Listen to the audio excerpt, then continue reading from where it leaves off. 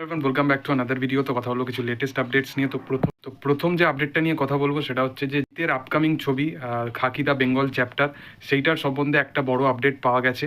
সেই আপডেটটা হচ্ছে যে সুমিত গাঙ্গুলি, যে আমরা সবসময় বাংলা কমার্শিয়াল অ্যাকশন ফিল্মে তাকে বরাবর দেখেই এসেছি, তো সেই অ্যাক্টারকে আমরা খাকি দ্য বেঙ্গল চ্যাপ্টারে দেখতে পাবো।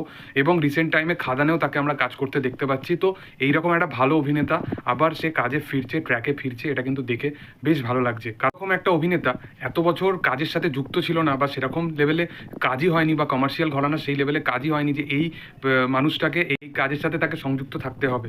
তো সেরকম কোনো কাজই আসেনি। তো ফাইনালি খাদান একটা ছবি আসছে যেখানে তাকে আমরা দেখতে পাবো। তার সাথে সাথে খাকি দ্য বেঙ্গল চ্যাপ্টারের মতো একটা নেটফ্লিক্সে আসা ওয়েব সিরিজ, যেটা হিন্দি ভাষায় আমরা দেখতে পাবো, সেই রকম একটা কাজেও তাকে আমরা দেখতে পাবো। তো এই কাজেতে জিৎ এবং প্রসূন চট্টোপাধ্যায় তো থাকতেই চলেছে।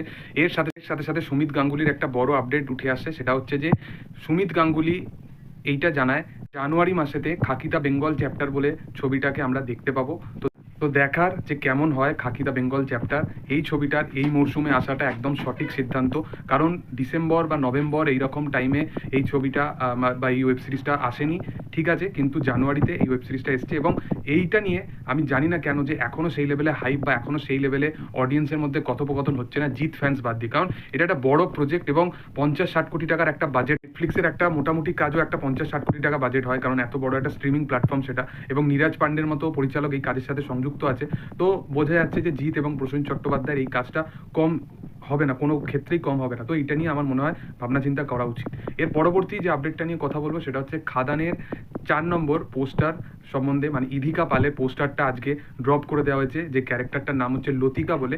এবং ইধিকা পালের চরিত্রটা দেখার জন্য আমি খুব এক্সাইটেড ছিলাম, কারণ তাকে ছেলে দেবের পোর্শনটা তার অপোজিটে সে থাকতে চলেছে। তার ক্যারেক্টারটা কীরকম হয় সেটাই হচ্ছে দেখার। কারণ এখানে বরখা বা স্নেহা বা প্রত্যেকটা ক্যারেক্টার, দেব, অনির্বাণ চক্রবর্তী, জিউ সেনগুপ্ত, প্রত্যেকজনকে এখানে খুব মানে কনফিডেন্সিয়ালের সাথে এবং তার সাথে সাথে ক্যারেক্টারগুলো খুব প্রমিনেন্ট করতে পারবে এবং স্ট্রং একটা পার্সোনালিটি মেনটেন করছে সেই রকমভাবে প্রেজেন্ট করা হয়েছে। কিন্তু অন্যদিকে ইধিকা পালের ক্যারেক্টারটার মধ্যে একটা মিষ্টতা বা একটা রোম্যান্টিসিজম, সেই জিনিসটার তার ক্যারেক্টারের মধ্যে রাখা হয়েছে, যেখানে অবশ্যই খাদানের যে টেমপ্লেটটা, যেটা মানে একটা ডার্ক অ্যাপ্রোচের মধ্যে 80s বা 24-এর দুটো টাইম লাইনের মধ্যে ডিফারেন্সিয়েশনটা কতটা, সেই জিনিসটাকে বোঝানোর প্রচেষ্টা করছে, সেটা কিন্তু দেখতে বেশ ভালো লাগছে। এবং ইধিকা পাল অ্যাজ ইউজুয়াল ইটসেলফ খুব ভালো হিরোইন, তাকে দেখতেও খুব সুন্দর। এবং এখন লাস্ট শাকিব খানের সাথে সে প্রিয়তমা বলে কাজটা করলো, সেখানে তার পারফরমেন্স খুব ভালো ছিল। এই কাজটা খাদান সেখানেও সে আছে। তারপরে আগামী দিনে বরবাদের মতো একটা বড় প্রজেক্ট যেটা শাকিব খানে আসতে চলেছে, সেখানেও আমরা তাকে দেখতে পাবো। তো ইধিকা পালের কাজ দিন বা দিন কিন্তু খুব ভালো হতে চলছে, এবং তার সাথে সাথে দেবের অপোজিটে তাকে খুব সুন্দর মানাবে, এটাও অ্যাজাম্পশন ওয়াইজ বোঝে। এই জুটিটা সেই মানে বরখার জুটির সাথে একটা টক্কর দিতে চলেছে, যেটা দেখে বোঝা যাচ্ছে। তো আমি খাদান নিয়ে বিশেষতভাবে বিশালভাবে এক্সাইটেড। তোমাদের কি বক্তব্য এই জিনিসগুলো নিয়ে অবশ্যই কমেন্ট সেকশনে। ভিডিও যদি ভালো লেগে থাকে অবশ্যই লাইক, শেয়ার, সাবস্ক্রাইব করে দিও। Thank you all, by.